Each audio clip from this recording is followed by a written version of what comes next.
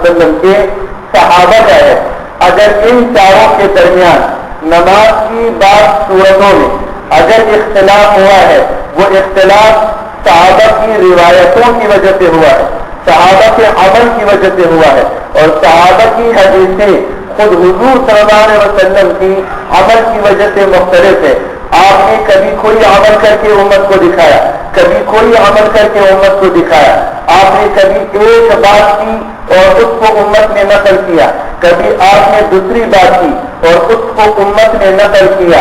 اور مختلف چیزوں کو جمع کرنے کے بعد پھر ان ائمہ نے دین پر، انہی کے دین پر محنت کر کے جو سمجھا اللہ کے رسول صلی اللہ علیہ وسلم کے دین سے، صحابہ کے دین سے، وہ امت کے سامنے رکھا. اب آپ کہیں کہ 4 مذاہب کیسے بنے اور یہ زیادہ یا کم کیوں نہ ہوئے؟ تو میں اگر آپ سے پوچھوں کہ جنت میں 4 نہریں کیوں ہے؟ اللہ کے فرشتے تو بہت ہے، لیکن مقرب فرشتے 4 کو کیوں بنایا ہے؟ اور اگر ہم یہ کہہ دیں کہ اللہ تعالیٰ نے موسم تو بہت سارے بن سکتے تھے، لیکن 4 موسم اللہ نے کیوں بنائے؟ جماعت کی رکعتیں 4 سے زیادہ بھی ہو سکتی تھی، لیکن زیادہ سے زیادہ رکعتیں اللہ نے 4 کیوں رکھی ہیں؟ نماز کی رکعتیں زیادہ سے زیادہ اللہ نے 4 رکھی ہیں. موسم سال کے اندر 4 بدلتے ہیں. اب کہتے ہیں زیادہ یا کم کیوں نہیں ہے؟ یہ اللہ کا تکوینی نظام ہے.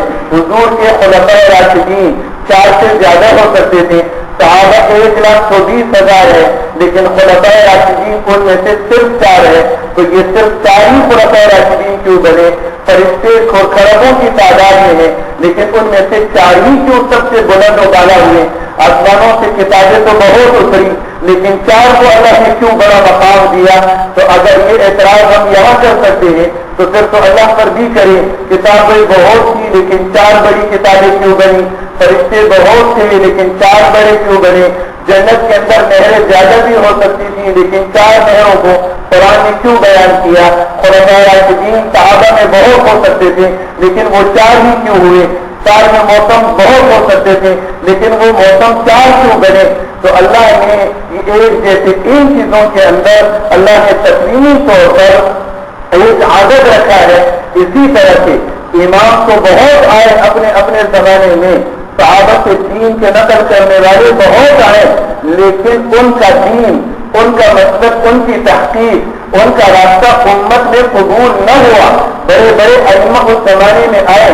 جس زمانے میں امام ابو حنیفہ ہے، اسی زمانے میں ابن ابی لیلہ بہت بڑے درجے کے عالم اور فقیہ تھے. اسی زمانے کے اندر ابن شبرمہ بہت بڑے فقیہ اور عالم تھے. اسی زمانے میں سفیان الثوری بہت بڑے محدث اور عالم تھے، لیکن سفیان الثوری کی تحقیق مذہب نہ بن سکا. ابن شبرمہ کی اس کا فقہ اور ان کی تحقیق وہ امت میں قبول نہ ہو سکی. ابن ابی لیلہ کا مذہب وہ امت کے اندر نہ چل سکا. اللہ نے قبولیت ان 4 کو دے دی. امت نے، انسانیت نے ان 4 کے اوپر اعتماد کیا، ان کے دین کو قبول کیا. یہ تکوینی طور پر من جانب اللہ یہ انتظام اللہ نے کیا ہے. جیسے پھر 4 فرشتوں میں وہ بڑا فرشتہ حضرت جبرائیل، اس کے بعد حضرت میکائیل، اس کے بعد پھر حضرت اسرافیل، اس کے بعد چوتھے نمبر پر حضرت اسرائیل. یہ اللہ نے صرف ان 4 میں بھی ترتیب رکھی. 4 آسمانی کتابوں میں بڑی کتاب قرآن پاک، اس کے بعد تورات، اس کے بعد زبور، اس کے بعد انجیل، انجیل کے بعد زبور. یہ آسمانی کتابوں میں اللہ نے ترتیب رکھی ہے. 4 سب سے افضل، لیکن ان 4 میں بھی پھر ترتیب ہے. اور آسمانی فرشتوں میں 4 سب سے افضل، لیکن ان 4 میں بھی ترتیب ہے. جنت کی نہریں دنیا کی نہروں سے جنت کی نعمتوں میں افضل، لیکن ان 4 میں بھی ترتیب ہے. اسی طرح سے یہ 4 مذاہب دنیا کے اندر چلے. امام بہت دنیا میں آئے. پہلا نقطہ تو میں نے یہ بتایا کہ ان 4 ائمہ میں سے کوئی بھی نہ حضور کے خلاف ہے نہ صحابہ کی جماعت کے خلاف ہے. انہوں نے امت کے سامنے وہی دین رکھا جو حضور کا دین ہے، صحابہ کا دین ہے.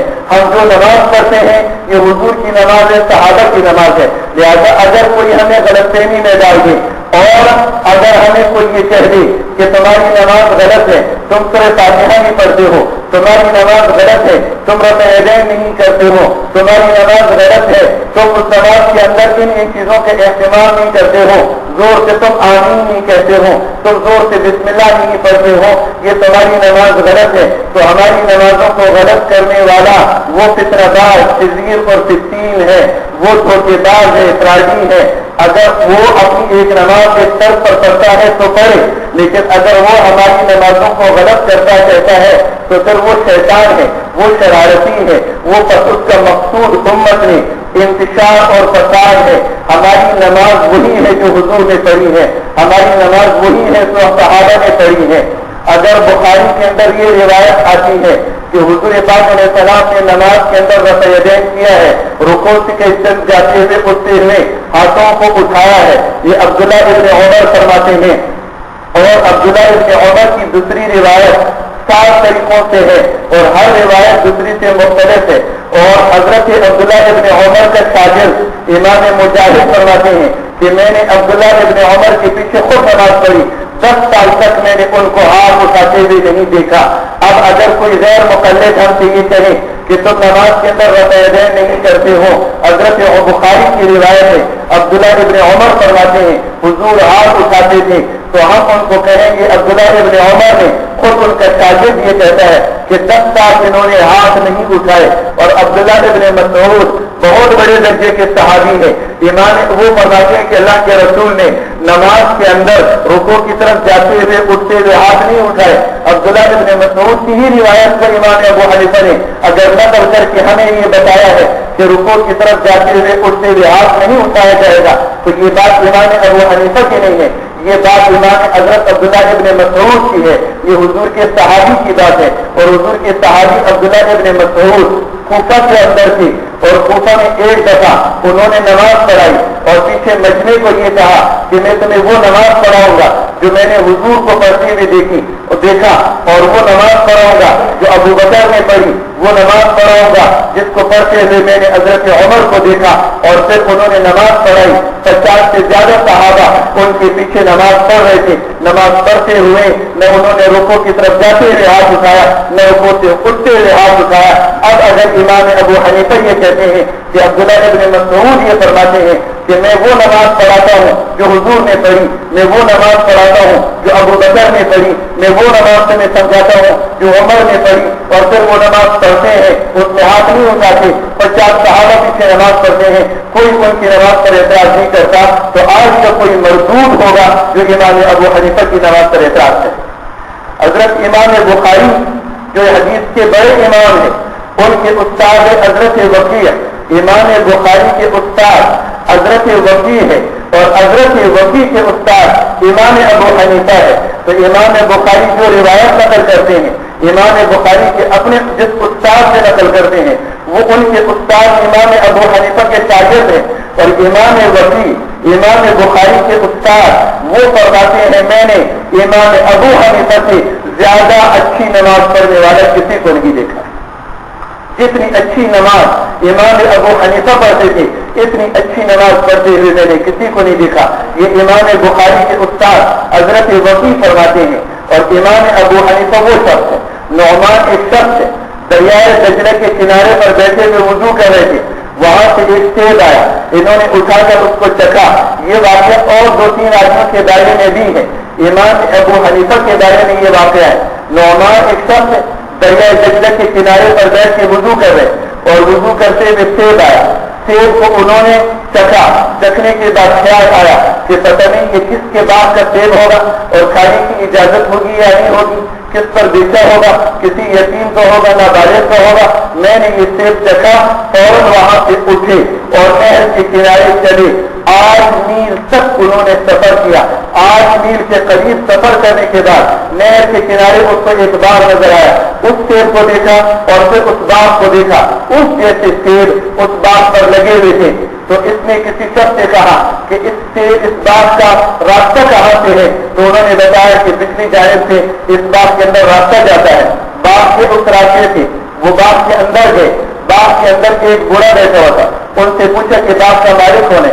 انہوں نے کہا کہ باغ کا مالک میں ہوں، بتایا کہ باغ کا مالک ہو، اور وہ پانی کی وجہ پوچھی کہ یہ باغ آپ کا ہے، اور یہ سیب آپ کے باپ کا معلوم ہوتا ہے. میں وضو کر رہا تھا اور میں نے سیب چکھا تو مجھے پھر یہ شک ہوا کہ یہ مالک کی اجازت کے بغیر، حالانکہ شرعی طور پر چکھنا ان کے لیے جائز تھا، یہ ان کا تقویٰ تھا، اور میں نے یہ چکھا ہے، تو میں آپ سے اس کی اجازت لینے آیا ہوں، معافی مانگنے آیا ہوں کہ مجھ سے یہ غلطی ہوئی ہے، مجھے یہ معاف فرما دیں. اس نے کہا کہ ہاں یہ سیب میرے ہی باپ کا ہے اور کہیں میلوں تک اس جیسا باپ اور یہ سیب کہیں اور تمہیں نظر نہیں آئے گا، یہ میرے باپ کا سیب ہے. لیکن ایک شرط پر تجھے معاف کرتا ہوں کہ میری ایک لڑکی ہے، آنکھوں سے وہ اندھی ہے، کانوں سے وہ بہری ہے، زبان سے وہ گونگی ہے، اگر تم ان کے ساتھ نکاح کرو تو میں معاف کرتا ہوں. اب یہ پریشان ہوا، ایک سے معاف کرانے آیا تھا، عمر بھر کی مصیبت گلے پڑ گئی. لیکن پھر اس نے سوچا، اس نے کہا کہ اگر اس نے مجھے معاف نہیں کیا، سیب معاف نہ کیا، تو میری تو آخرت میں پکڑ ہوگی. اور یہ اگر میں ایسی عورت سے نکاح کر لوں جو میری زندگی بھر میرے گلے پڑ جائے، یہ مصیبت برداشت ہو سکتی ہے، لیکن مرنے کے بعد ایک سیب کی پکڑ جو ہوگی اللہ کی جانب سے وہ اس سے زیادہ سخت ہوگی. اور پھر سوچا شاید اس عورت جو اندھی بھی ہے، گونگی بھی ہے، بہری بھی ہے، اس عورت کی اللہ مجھ سے کوئی خدمت لینا چاہتا ہوگا، مجھے اللہ نے اس کے لیے منتخب کیا ہے. تو اس آدمی سے کہا کہ میں اس لڑکی سے نکاح کرنے کے لیے تیار ہوں. اور نکاح ہوا، لوگوں کو بلایا، ایجاب و قبول ہوا، نکاح ہوا. نکاح ہونے کے بعد رات کو اپنے گھر بلایا اور بلا کر پھر ایک کمرے میں اس داماد کو اس شخص کے باپ کے مالک نے کہا کہ یہ تمہارا کمرہ ہے اور اس کمرے کے ساتھ کے اندر میری بیٹی ہوگی جس سے تمہارا نکاح ہوا ہے، تم مل لینا. یہ جب نعمان اس کمرے کے اندر گیا تو کمرے میں دیکھا ایک عورت ہے، حسین و جمیل، آنکھیں بھی اس کی ٹھیک ہے اور وہ گور گور کر دیکھ رہی ہے، بہت حسین و جمیل ہے. اس نے سوچا کہ شاید یہ کوئی اور عورت ہوگی. روتا ہوا چیختا ہوا کمرے سے نکلا. اس نے کہا کہ میری بیوی تو اندھی، کانی، گونگی تھی اور یہ تو بڑی حسین اور جمیل اور یہ آنکھوں والی ہے، شاید یہ کوئی اور عورت ہوگی. اور رو پڑا. رویا کیوں؟ اور یہ رویا اس لیے کہ یہ تو اجنبی عورت پر میری نظر پڑ گئی، میری بیوی تو یہ نہیں ہے، میری بیوی تو آنکھوں سے اندھی تھی اور یہ تو آنکھوں والی ہے، تو میری نگاہ اجنبی عورت پر پڑی. چیختا ہوا کمرے سے نکلا. یہ لڑکی اپنے باپ کے پاس گئی. باپ نے کہا کہ پتہ نہیں وہ پاگل ہے، کھو کیا ہے. کمرے میں آیا اور مجھے دیکھ کر چیختا ہوا روتا ہوا کمرے سے باہر نکلا، مجھے دیکھا بھی نہیں اس نے. اس باپ کے مالک نے نعمان کو بلایا اور اس سے کہا کہ کیا چکر ہے، کمرے میں تم گئے اور میری بیٹی نے کہا کہ وہ چیختا ہوا رویا روتا ہوا نکلا. انہوں نے کہا میں اس سے نکلا کہ آپ نے کہا تھا کہ میری بیٹی آنکھوں سے اندھی ہے اور یہ تو آنکھوں والی تھی، بڑی حسین و جمیل تھی، تو میری نظر ایک نامحرم پر پڑی، اس لیے مجھے میں گناہگار ہوا تو میں روتا ہوا کمرے سے نکلا. تو باپ کے مالک نے کہا کہ یہ تم میری بات کو سمجھے نہیں تھے. یہ آنکھوں سے اندھی ہونے کا مطلب یہ ہے کہ یہ لڑکی جب سے جوان ہوئی ہے اس نے اپنے باپ اور بھائی کے سوا کبھی کسی نامحرم کو نہیں دیکھا ہے. کسی نامحرم نے آج تک اس باپ اور بھائیوں کے سوا آج تک اس کے چہرے کو کسی نے نہیں دیکھا اور اس کی نگاہ کسی مرد پر نہیں پڑی. اور جب سے یہ شعور اس نے سنبھالا ہے اپنے باپ اور بھائیوں کے علاوہ کسی سے آج تک اس نے بات نہیں کی ہے اور اپنے باپ اور بھائیوں کے علاوہ کسی کا اجنبی کی بات آج تک اس نے نہیں سنی. اس لیے میں نے کہا تھا کہ یہ اندھی ہے کہ باپ اور بھائیوں کے سوا کسی کو نہیں دیکھا، اور یہ اس لیے بہری ہے کہ باپ اور بھائیوں کے سوا کسی کی بات نہیں سنی، اور یہ اس لیے گونگی ہے کہ اس نے اپنے بھائیوں اور ماں باپ کے سوا کسی سے بات نہیں کی.